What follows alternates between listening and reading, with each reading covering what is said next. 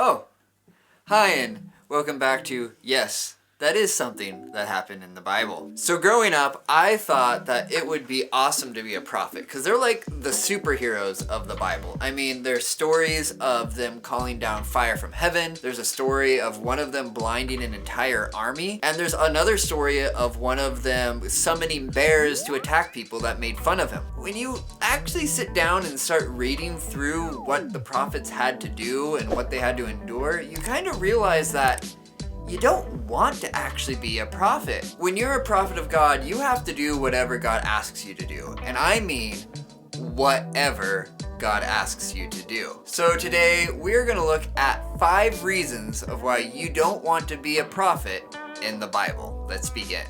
So for each of these 5 reasons, I'm gonna try to pull an example from a different prophet. And for my first reason of why you don't want to be a prophet, we look at Ezekiel. Because poor Ezekiel, he had to do a lot of odd things. One of the things that he had to do that stands out to me the most comes from the time where he had to lay on his side for 390 days. While he's laying there, he has to make these little bread cakes to eat, which you're like, whatever, he's making bread to eat, not a big deal. What is a big deal is how he has to cook them. You see, after he gets the ingredients together, he has to cook them over human poop. Dun dun dun! He's literally making crappy cakes. And this seems to be one step too far for Ezekiel. Ezekiel didn't complain about like a lot of the other things. Actually, he didn't complain about any of the other things. So God does listen to Ezekiel. He looks down on him. He's like, I'm gonna show you mercy, Ezekiel. I'm gonna make this much easier on you. You don't have to use human feces to cook your bread. I've come up with something so much better for you.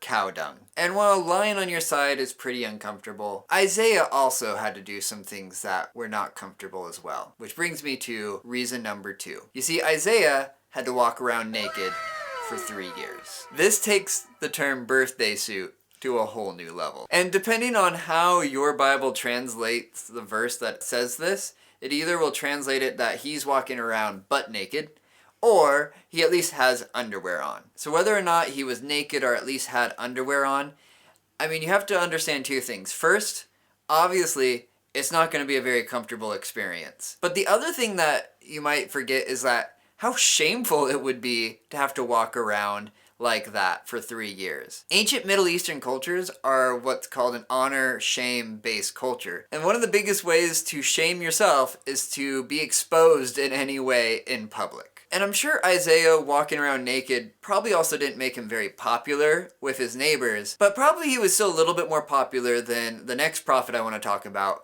Jeremiah. And that brings me to reason 3. Jeremiah was hated. Like, if you read the book of Jeremiah, you just read chapter after chapter about how the people of Judah just hated his guts. There's a reason why he's called the lament prophet. One of the biggest reasons Jeremiah was hated so much was that he kept going around telling people to just give up and give in to Babylon, who were attacking them at the time. And so some city officials get fed up with Jeremiah and what he keeps saying, and they take him and they throw him down a well. And at the bottom of this well is just mud. And it says that Jeremiah sinks down into the mud. He's then left to die, but luckily for Jeremiah, he does have some friends who are able to get him up out of that well. And just like the mud that's now probably caked around Jeremiah, relationships for prophets were a little muddy as well. And that brings us to reason number 4, Hosea.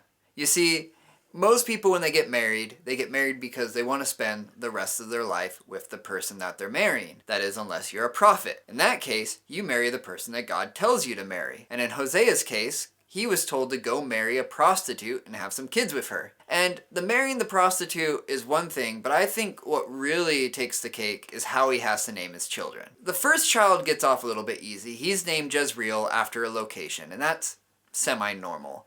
But the second child is named No Mercy. It's just not a name you want to have growing up. That is, unless later on you take up UFC, then it might be a great name to have. The third child gets it maybe even a little bit worse, because their name is Not My People. Now Rachel would tell you, I am not very good at naming things. In fact, my idea for names for my kids is, if it's a boy, it would be Scavenger, and if it's a girl, treasure. And if you're wondering why I would choose those names, remember, my last name is Hunt. All I'm trying to say is I think I can come up with a better name than Not My People Hunt. You realize God came up with those names, That's probably right? true. I shouldn't say that. And while family relationships weren't always easy for prophets, their living conditions often weren't easy as well. And that brings me to my final point, number 5, John the Baptist. John the Baptist lived out in the middle of the desert. And so his main food groups were either honey or locusts. Now, me and Rachel, we've eaten some weird things. Rachel and I. Now, Rachel and I have eaten some weird things over the years. We've eaten grubs in South Africa. We have eaten crickets in Thailand. They're actually not that bad because they're small and they're fried and you just pop them in your mouth. They're kind of like chips. But when it comes to locusts, they're big. And it's not like John has a deep fryer out there in the wilderness. I guess what I'm saying is, you can't be a picky eater and be a prophet. The end. So what are some things we can learn from the prophets? Well, first, God can use anybody. Like, none of these prophets were special. They were just people that were picked by God to do what he asked them to do. Second, you should probably ask yourself, am I really willing to do anything for God? And number 3, if you hear the voice of God, get ready. Your life is about to become a lot more interesting. Thanks for watching. What is your favorite weird thing that a prophet had to do? Please leave a comment down below. I'd love to hear what you have to share. If you haven't already, please subscribe, give a like, hit that bell, all the YouTube things. Thanks again for watching, and I'll see you next time. Love.